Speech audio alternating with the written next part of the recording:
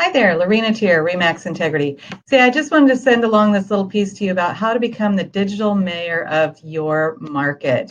So, it's not about owning the whole city or the whole county. It's about, keep it really hyper local.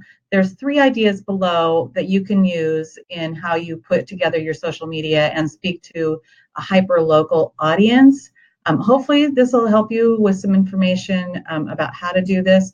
Another idea that I've run across, wish it was mine, but it's not. So if it's great, I'll take credit for it, is putting together a website for your neighborhood. You can put resources in there about garage sales, lost animals, community events that are going on. So keep it really hyper local. Do that both with your social media and with possibly a website that you might put together.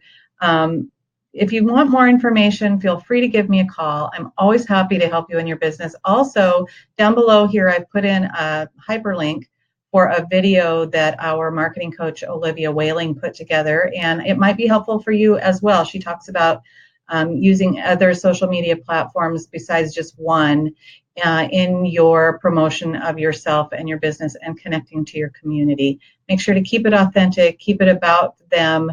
What is it that they need to know? Hope you're having a great February. We're off to a fabulous start.